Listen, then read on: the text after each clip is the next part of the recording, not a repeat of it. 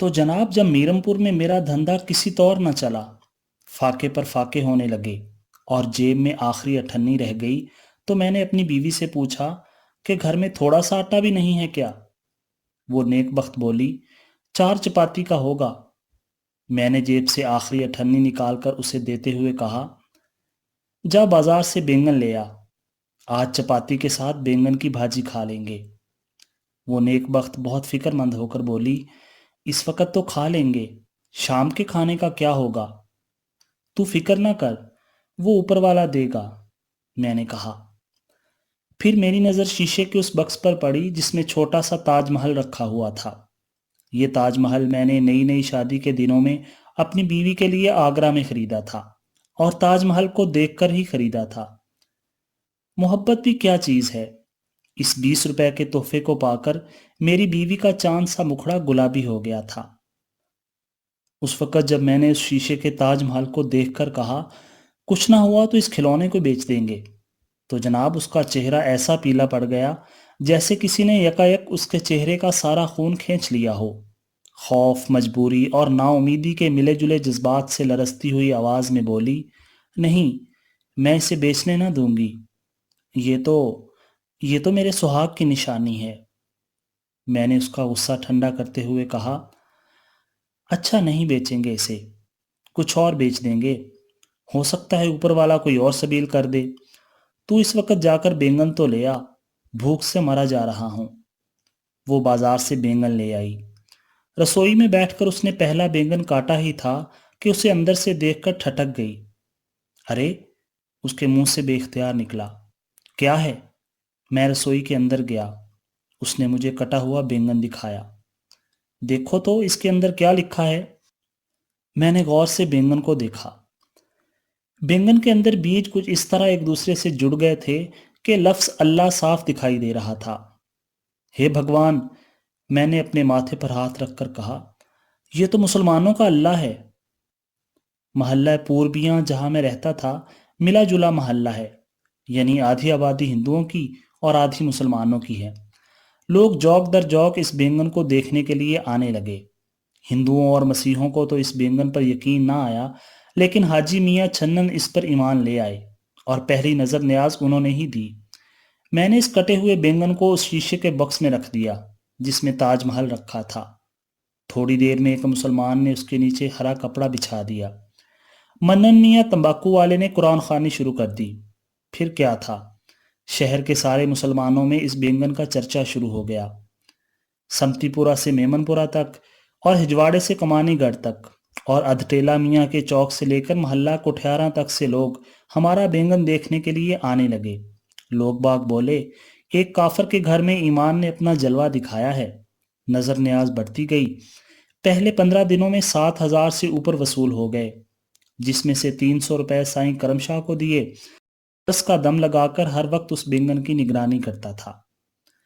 15-20 دن کے بعد جب لوگوں کا جوش ایمان ٹھنڈا پڑتا دکھائی دیا، تو ایک رات جب سائیں چرس کا دم لگا کر بے سدھ پڑا تھا، میں نے آہستہ سے اپنی بیوی کو جگایا اور کٹے ہوئے بینگن کے اوپر سے شیشے کا بکس ہٹا کر کہا، دیکھو کیا دکھائی دیتا ہے؟ وہ بولی، اللہ۔ میں نے کٹے ہوئے بینگن کا رخ ذرا سا سرکایا اور پوچھا، اب کیا دکھائی دیتا ہے؟ اوم۔ ارے یہ تو اوم ہے۔ میری بیوی نے انگلی ٹھوڑی پر رکھ لی۔ اس کے چہرے پر استجاب تھا۔ راتوں رات میں نے پنڈت دیال کا دروازہ کھٹکھٹایا اور اسے بلا کر کٹے ہوئے بینگن کا بدلا ہوا رخ دکھایا۔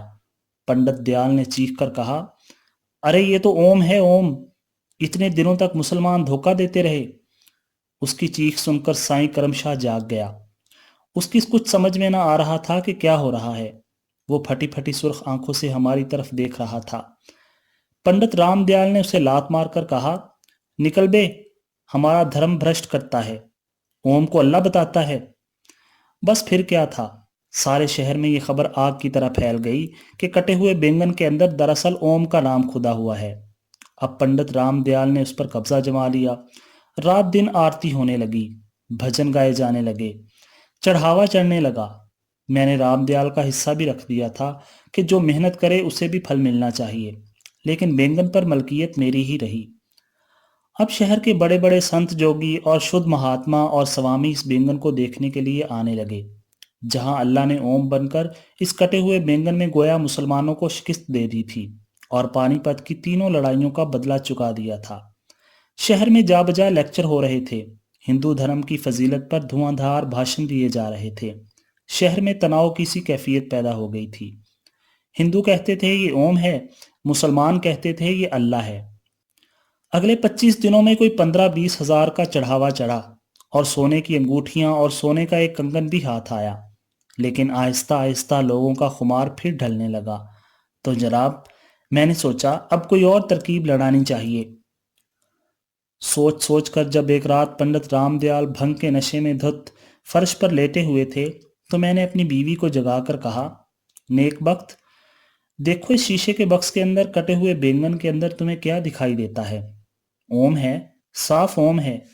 میں نے اوم کا زاویہ ذرا اور سرکا دیا اور پوچھا، اب بتا کیا دکھائی دیتا ہے؟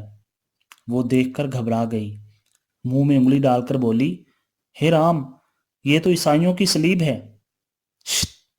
میں نے اپنے ہونٹوں پر انگلی رکھتے ہوئے کہا، بس کسی سے کچھ نہ کہنا، صبح تک چپ رہنا ہوگا، کل اتوار ہے، کل صبح میں پادری ڈیورنڈ سے ملوں گا۔ کٹے ہوئے بینگن میں مسیحی صلیب کو دیکھنے کے لیے پادری ڈیورنڈ اپنے ساتھ 11 عیسائیوں کو لے آئے اور بینگن کی صلیب کو دیکھ کر اپنے سینے پر بھی صلیب بنانے لگے اور عیسائیوں کے بھجن گانے لگے، اور سر پر جالی دار رومال اوڑھے خوبصورت فراق پہنے سڈول پنڈلیوں والی عورتیں اس معجزے کو دیکھ کر نہال ہوتی گئیں۔ شہر میں تناؤ اور بھی بڑھ گیا۔ ہندو کہتے تھے اس بینگن میں اوم ہے، مسلمان کہتے تھے اللہ ہے، عیسائی کہتے تھے صلیب ہے۔ بڑھتے بڑھتے ایک دوسرے پر پتھر پھینکے جانے لگے، اکا دکا چھرے بازی کی وارداتیں ہونے لگیں۔ سمتی پورہ میں 2 ہندو مار ڈالے گئے اور مستری محلے میں 3 مسلمان، ایک عیسائی شہر کے بڑے چوک میں ہلاک کر دیا گیا۔ شہر میں دفعہ 144 نافذ کر دی گئی۔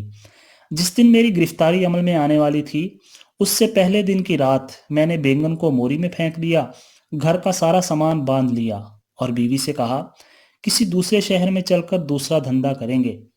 تو جناب، تب سے میں بمبئی میں ہوں۔ میرم پور کے ان 2 مہینوں میں جو رقم میں نے کمائی تھی، اس سے ایک ٹیکسی خرید لی ہے۔ اب 4 سال سے اس ٹیکسی کو چلاتا ہوں اور ایمانداری کی روزی کھاتا ہوں۔ اتنا کہہ کر میں نے بار کی میز سے اپنا گلاس اٹھایا اور آخری گھونٹ لے کر اسے خالی کر دیا۔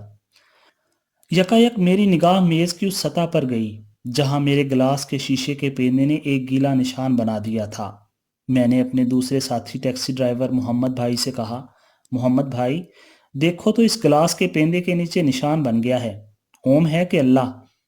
محمد بھائی نے غور سے نشان کو دیکھا، مجھے دیکھا، پھر میری پیٹھ پر زور سے ہاتھ مار کر کہا، ابے سالے، یہ بمبئی ہے، یہاں نہ اوم ہے، نہ اللہ، نہ صلیب، جو کچھ ہے روپیہ ہے بس۔ اتنا کہہ کر محمد بھائی نے میز پر ہاتھ پھیر کر پانی کے نشان کو حرف غلط کی طرح مٹا دیا۔